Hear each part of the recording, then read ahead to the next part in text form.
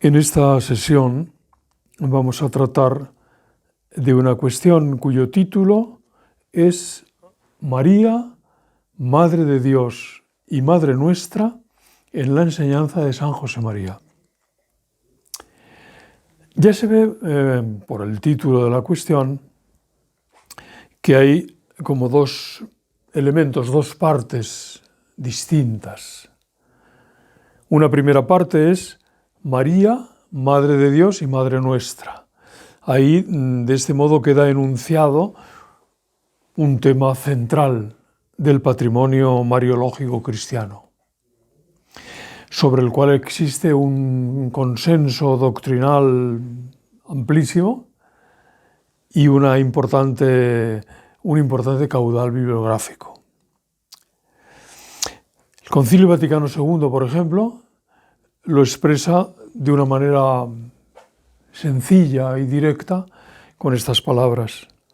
Dice así, en la Constitución Dogmática Lumen Gentium, el número 61, la bienaventurada Virgen, predestinada junto con la encarnación del Verbo desde toda la eternidad, cual Madre de Dios, por designio de la divina providencia, fue en la tierra la esclarecida Madre del Divino Redentor y en forma singular la generosa colaboradora entre todas las criaturas y la humilde esclava del Señor.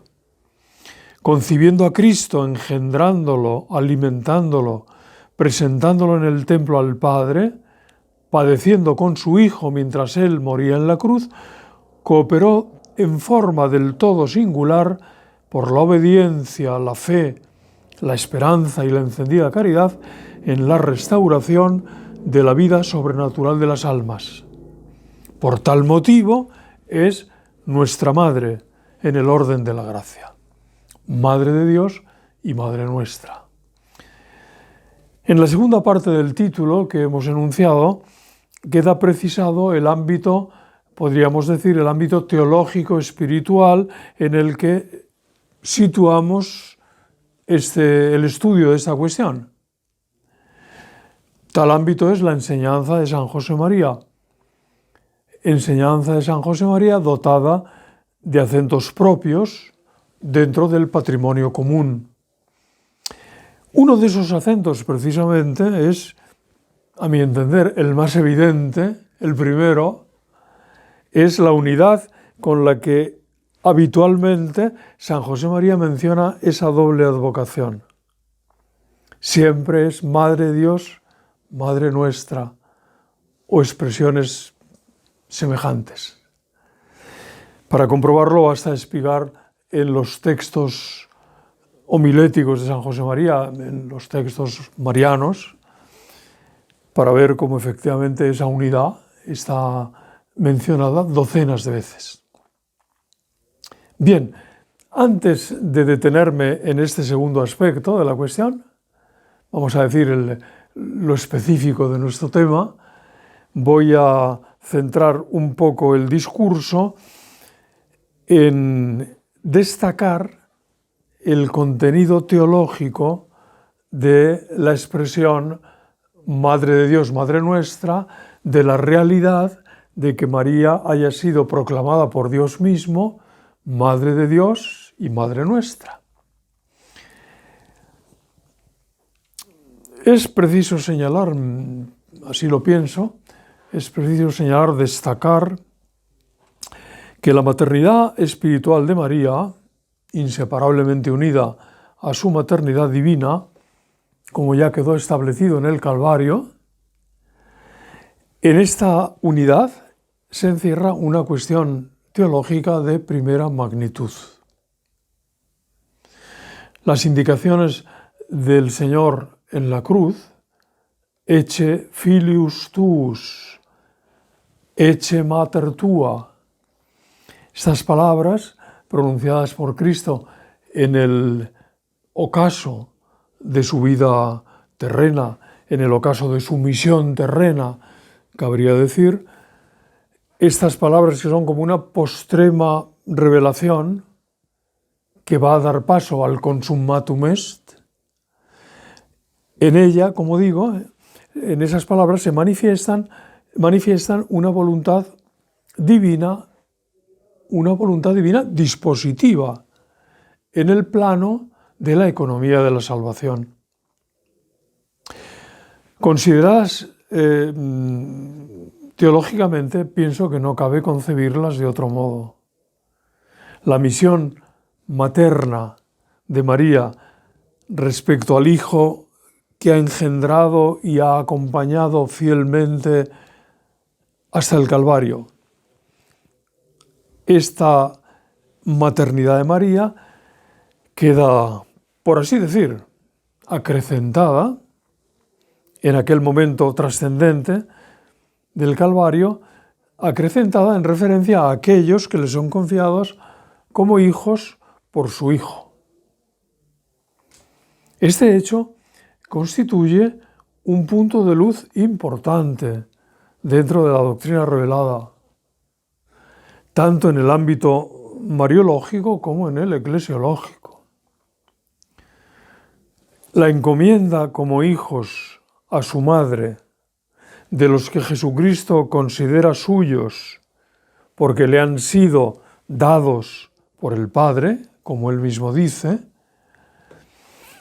eso arroja una luz singular sobre el misterio de María en la economía de la salvación y también sobre la propia economía de la salvación. Tal inesperada, así lo es, tal inesperada revelación de la nueva función que se le encomienda a Santa María, función aquí tiene el sentido de cualidad y de misión sobrenatural. Es decir, la revelación de su maternidad espiritual respecto de los discípulos de su Hijo requiere, sin duda, atención teológica particular.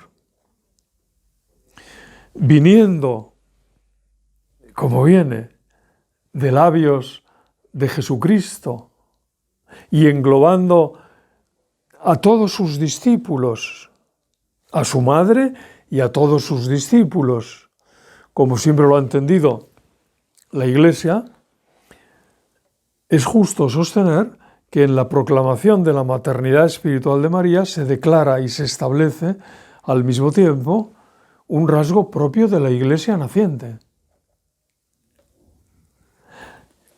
A la comunidad de los discípulos le es otorgada en ese momento, en razón de una voluntad divina, una contextura filial y mariana, inseparable, sin duda, del fundamento petrino que ha sido manifestado, develado en otro momento, como recordamos. Un fundamento petrino y al mismo tiempo una contextura mariana y filial. Así establece el Señor mismo que sea la Iglesia que está naciendo. Esa voluntad manifiesta de Cristo en la hora decisiva de su muerte aporta una luz importantísima acerca del desarrollo histórico de la obra de la salvación, acerca del significado pleno de la obra de la salvación. El hacerse de la Iglesia en la tierra ha de llevarse a cabo en conformidad con lo que ha sido establecido por Cristo. Es decir, como un proceso en el que junto al fundamento apostólico es también necesaria la presencia y protección de una madre. Y no de una madre cualquiera, digámoslo así, no de una madre cualquiera, sino de la suya propia.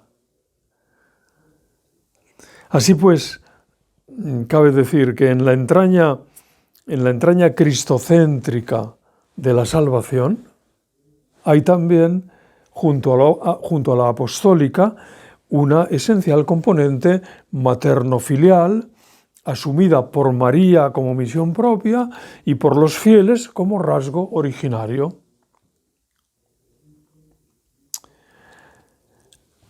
¿Cómo ha sido entendido e incorporado por los fieles cristianos ese rasgo originario en la vida real de la Iglesia? Cabe afirmar que después de la fe eucarística, nada hay tan característico de la espiritualidad católica como la confianza filial en María.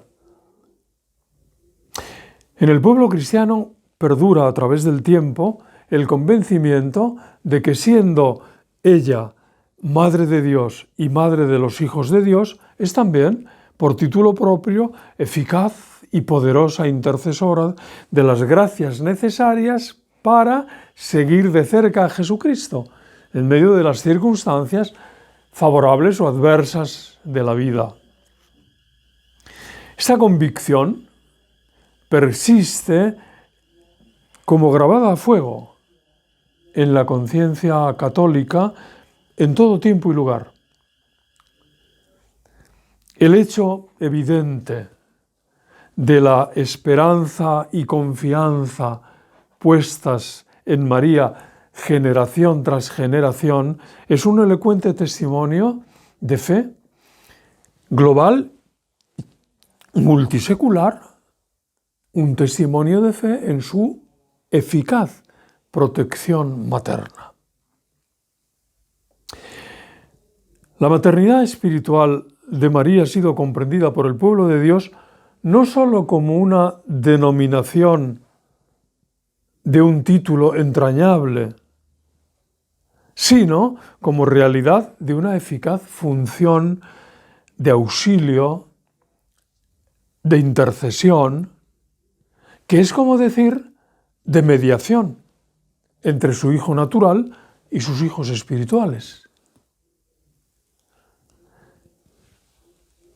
Santa María, recibida desde el Calvario como madre, es entendida y venerada como mediadora ante su Hijo en favor de los que son en él hijos adoptivos del Padre, sus hermanos, así como de todos los hombres, pues todos están llamados a la salvación. Este dinamismo de fe reclama particular atención, puesto que se esconde en él, como ya he dicho, una cuestión teológica de primera magnitud.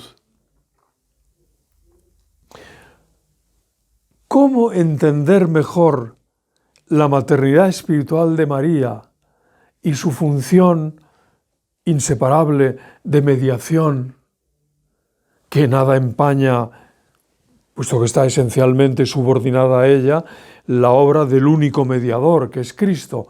¿Cómo entender mejor esa maternidad espiritual y esa función de mediación de María? Pienso que el punto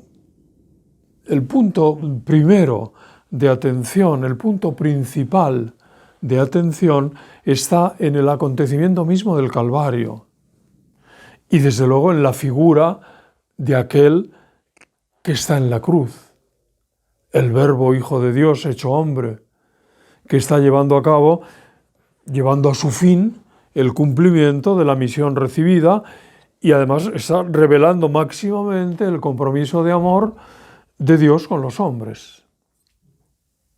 Ahí está también la luz para vislumbrar el significado teológico de la maternidad espiritual de María, entonces develada, y de su correspondiente función mediadora. En el Calvario, María acoge en la fe una nueva función materna respecto de los discípulos de su Hijo y de todos los hombres. Y los discípulos acogen en la fe la certeza de la eficaz protección y mediación mariana en su seguimiento de Cristo. El fundamento de esa doble actitud es la voluntad manifiesta y dispositiva del mediador que es Cristo en la cruz. Por tanto, en la medida en que podamos comprender mejor el contenido revelado de la acción mediadora de Cristo, único y absoluto mediador, estaremos en mejores condiciones para conocer con más hondura el significado teológico de la maternidad espiritual de María y de su función mediadora participada, vinculada y subordinada a la de su Hijo. Y entonces entenderemos también mejor el sentido de la fe de los cristianos en la mediación materna de María. Pienso, a decir verdad, que nunca podrá considerarse suficiente la atención teológica puesta en estos aspectos de la revelación. La acción mediadora de Cristo dice referencia tanto al Padre como a los hombres. Diciéndolo, expresándolo ahora en síntesis, respecto del Padre es una acción enteramente filial, una acción obediente a la misión encomendada, restablecedora, reparadora de la ofensa, del pecado, restablecedora de la veneración y gloria debidas al Padre. Respecto del hombre, la acción mediadora del Señor es acción redentora, acción que cancela la culpa del pecado, que restaura la imagen divina hasta entonces herida o menoscabada, elevándola por el don del Espíritu Santo a la plenitud de la filiación divina. Y por tanto, a través de esa acción es también, a través del ejercicio filial de esa filiación divina, es también redimido el mundo, la entera creación. En el don de la filiación participada, por ser un don de plenitud,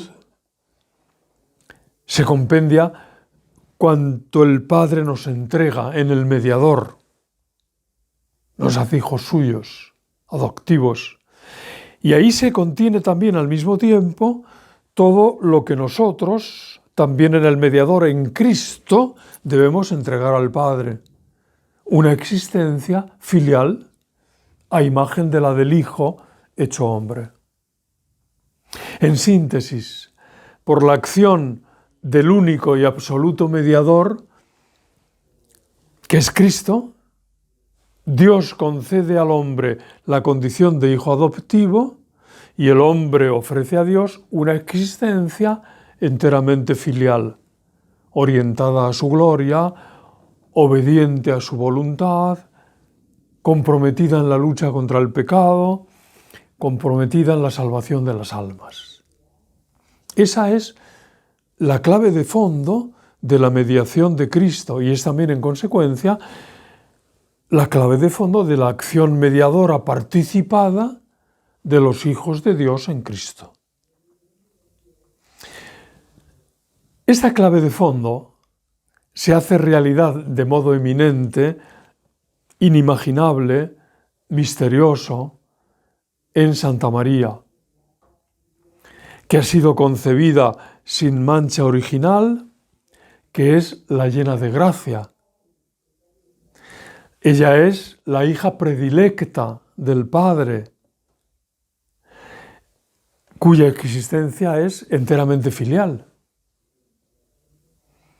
cuya libertad, dice Benedicto XVI, escribe Benedicto XVI en Sacramentum Caritatis, ella es, dice, cuya libertad está totalmente disponible a la voluntad de Dios.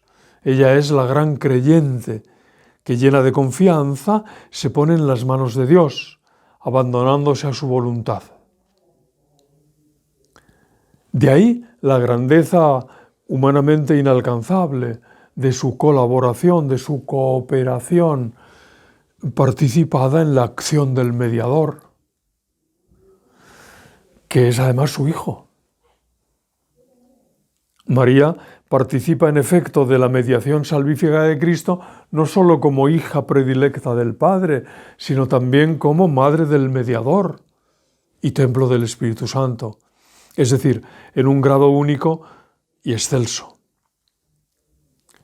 Todo esto es patrimonio, digámoslo así, todo esto es patrimonio personal de María por sus dones excelsos, y es lo que ella trae consigo, por así decir, cuando es constituida madre espiritual de los hombres, en el camino de los hombres hacia su destino eterno. La altísima cualidad de la acción mediadora participada de Santa María queda especificada entonces como acción mediadora materna, respecto de los que, por estar llamados a conformarse con Cristo, con el Hijo, le son encomendados como hijos suyos. De aquí se deducen dos importantes corolarios. Primero, la maternidad espiritual de María acontece esencialmente como mediación para que los hijos de Dios en Cristo puedan desarrollar una existencia personal filial. Segundo, el sentido filial respecto de María, la filiación mariana, es en los fieles testimonio y cauce de dicha mediación. O con otras palabras, la conciencia de ser hijo de Dios crece y se fortalece a través de la conciencia filial mariana. Bien, llegados a este punto, una vez dicho todo este presupuesto teológico o este preámbulo teológico que me parece absolutamente necesario, llegados a este punto, solo resta prestar atención a cómo esos aspectos doctrinales y teológicos se encuentran expresados en la enseñanza de San José María. La cuestión puede plantearse de diversas maneras, siempre siguiendo sus escritos y en particular sus homilías marianas. Y aún más concretamente, la que lleva por título precisamente Madre de Dios, Madre Nuestra, homilía, como sabemos, datada el 11 de octubre de 1964, 11 de octubre, festividad entonces de la maternidad divina de María. Como es sabido, esta homilía está incluida en el libro Amigos de Dios, entre los números 274-293. La lectura, la relectura de esos textos homiléticos marianos, y en concreto de este más expresamente, me parece que viene exigida por la cuestión que estamos tratando. Aunque no es este el lugar para detenernos en un estudio pormenorizado de ese texto, sí cabe al menos resaltar la intensidad con la que San José María exhorta y enseña en estas páginas a crecer en el trato personal y filial con María como vía de progreso hacia la plenitud de la vida cristiana, es decir, hacia la santidad. Desarrollar un auténtico sentido filial mariano ofrece, en efecto, en el discípulo de Cristo, la conciencia de ser hijo de Dios. En el tramo final de la homilía, citada Madre de Dios, Madre Nuestra, pone de manifiesto San José María su intención de fomentar lo que acabamos de decir. La importancia de progresar en la intimidad filial con Santa María. Está latiendo con fuerza en estos pasajes últimos de la homilía aunque no esté enunciada con estas palabras, la idea de que la piedad filial mariana de los hijos de Dios es parte integral, necesaria, parte necesaria, inseparable, de la piedad que nace del sentido de la filiación divina. Si esta última, esta piedad del sentido de la filiación divina, dice San José María, es una actitud profunda del alma que acaba por informar la existencia entera, que está presente en todos los pensamientos, en todos los deseos, en todos los afectos. Si esta es así, si de esta se puede decir estas palabras, también de aquella debe sostenerse, de la filiación mariana, debe sostenerse lo mismo. Leemos en la homilía: ¿cuánto crecerían en nosotros las virtudes sobrenaturales si lográsemos tratar de verdad a María, que es Madre nuestra?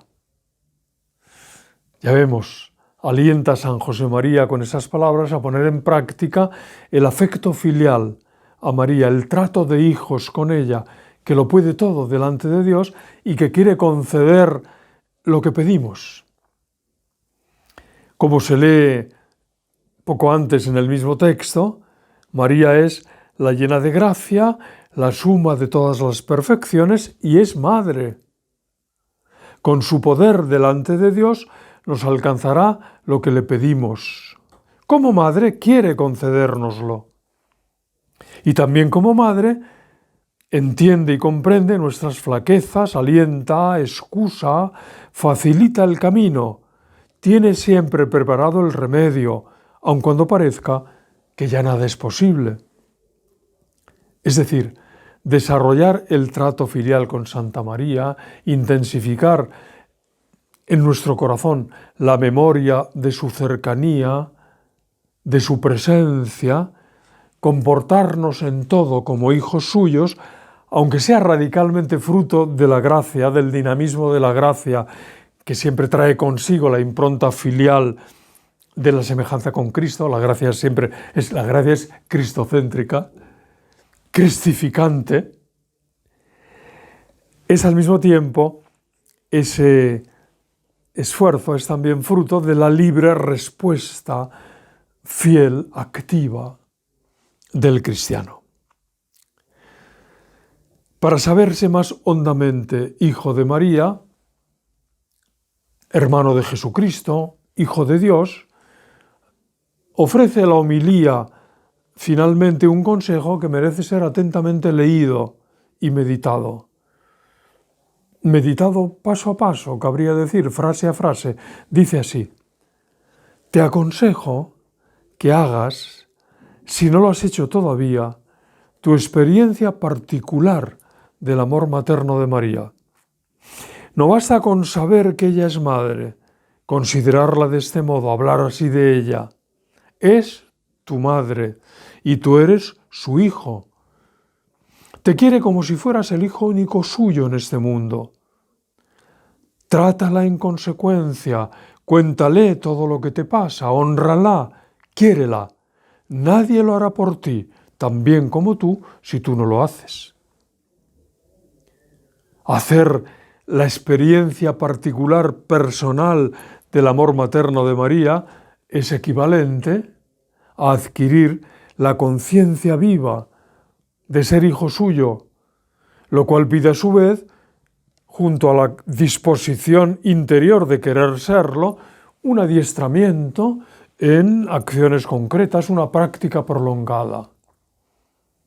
La frase última que hemos leído, nadie lo hará por ti tan bien como tú, si tú no lo haces, subraya al mismo tiempo, con sencilla elocuencia, la dimensión personal, insustituible, del encuentro filial del cristiano con el amor materno de María.